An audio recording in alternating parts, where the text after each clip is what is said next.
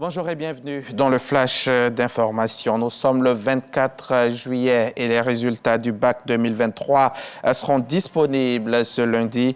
Ils étaient plus de 346 000 à présenter le baccalauréat qui s'est achevé le 7 juillet dernier.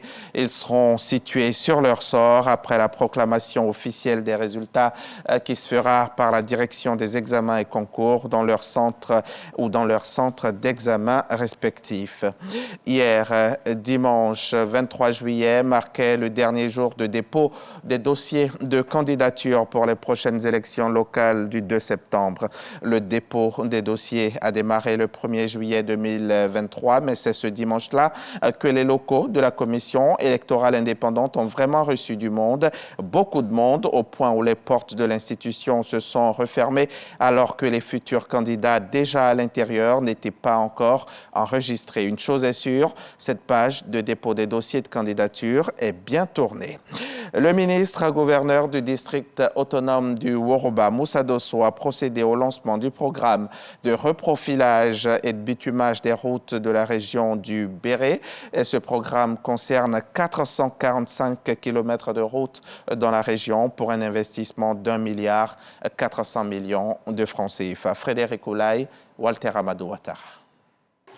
Les regards en plein espoir, les populations et puis les premiers mouvements des pelleteuses. Cet engin donne le coup d'envoi du profilage des axes routiers de la région du Béré. 445 km de routes sont concernés par le programme pour une enveloppe d'1,4 milliard de francs CFA. Prévu se dérouler sur la période 2023-2025, ces travaux vont permettre le désenclavement des villes et certains villages. Ce nouveau programme baptisé Programme d'entretien routier 2023-2025 prévoit, en réponse aux nombreuses dégradations relevées sur les routes, le reprofilage lourd et traitement des points critiques, le reprofilage léger avec emploi partiel. Pour le ministre-gouverneur Moussa Dosso, ces travaux constituent des opportunités de développement et vont améliorer le déplacement des populations en leur rendant l'accès facile aux différentes villes et villages du Béré. Ces travaux qui sont d'une importance capitale pour les populations, pour nous permettre de sortir encore une fois toute la production agricole de ce district et bien entendu des populations qui attendent que cette voie soit réhabilitée. Moussa Dosso a traduit sa reconnaissance au président de la République, Alassane Ouattara, pour les investissements dans les infrastructures en faveur des localités du district autonome du Woroba. 9 personnes sont mortes hier, dimanche soir, dans le crash d'un avion à l'aéroport de Port-Soudan, dans l'est du pays. Un enfant a survécu au crash de cet avion civil Antonov, alors que 4 soldats sont morts. Selon l'armée, l'accident serait dû à des raisons techniques.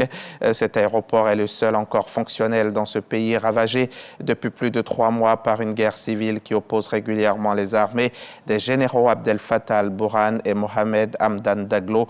La guerre a déjà fait plusieurs milliers de morts et des millions de déplacés et réfugiés.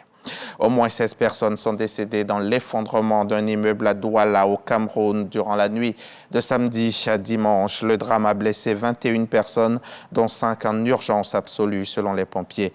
C'est dans la nuit de samedi à dimanche, vers 1h30, dans le nord de Douala, que l'immeuble d'habitation s'est effondré. Haut de 4 étages, il a chuté sur un bâtiment résidentiel voisin moins élevé. Les pompiers et les secours ont passé toute la journée de dimanche à déblayer les décombres pour en sortir les dépouilles des locataires et surtout retrouver les survivants coincés sous les gravats. Comment assurer la sécurité alimentaire tout en préservant la planète? C'est tout l'enjeu du sommet des Nations Unies sur les systèmes alimentaires qui s'ouvre ce lundi à Rome, en Italie. Tous les acteurs qui interviennent entre le moment où un aliment est produit et celui où il arrive dans notre assiette se réunissent à Rome jusqu'à mercredi. L'objectif, c'est d'échanger les bonnes pratiques pour produire et consommer de manière plus durable. Le sommet qui s'ouvre donc ce lundi doit permettre de faire un inventaire des initiatives durables qui ont émergé depuis la dernière édition en 2021 afin de les mettre à disposition de tous les acteurs du secteur alimentaire.